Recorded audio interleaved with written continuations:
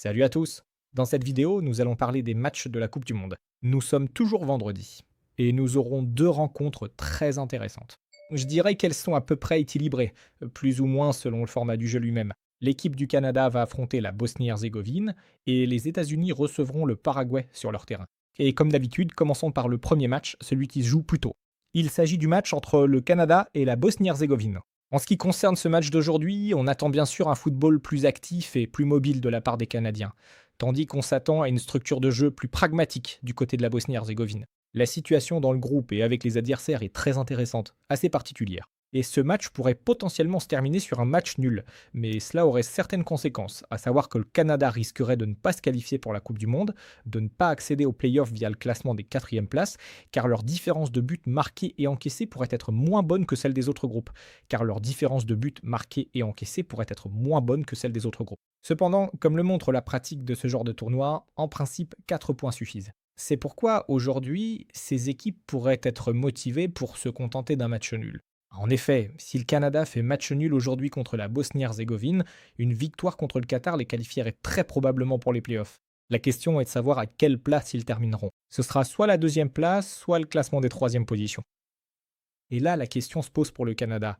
À quel point sont-ils motivés à affronter un adversaire plus faible ou plus fort? Parce que nous savons que ceux qui occupent les positions les plus basses dans le classement du tournoi tombent logiquement sur une équipe plus forte par la suite. C'est pourquoi la situation ici est assez ambiguë. D'un côté, il semble y avoir une motivation sérieuse, d'un autre côté, il n'y a pas vraiment de motivation à gagner ici de façon catégorique. Mais il y a quand même une motivation conditionnelle, parce que plus tu finis haut dans le classement, plus tu as de chances de tomber sur un adversaire plus faible par la suite.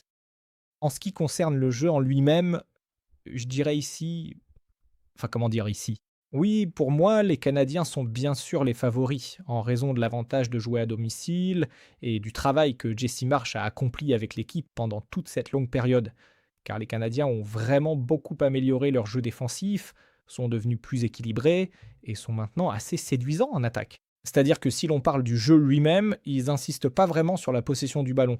Ils essayent simplement de passer très rapidement au centre du terrain, vers le but adverse, et c'est là qu'ils lancent leur attaque. Nous avons vu un nombre assez important de matchs où effectivement les Canadiens étaient plutôt bons dans cet aspect du jeu. Une autre question, c'est que la concrétisation leur a parfois fait défaut dans ce genre de rencontre. Donc si l'on compare avec la Bosnie-Herzégovine est forte sur les coups de pied arrêtés, solide en défense, mais sur ces petits détails, elle est pratiquement inférieure aux Canadiens partout, y compris en ce qui concerne la qualité individuelle des joueurs.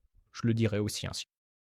C'est pourquoi, pour moi, le Canada est aussi, si l'on parle de victoire, le favori.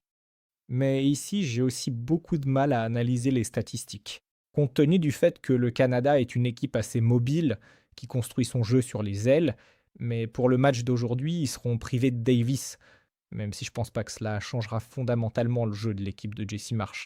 C'est pourquoi j'ai deux pronostics pour ce match.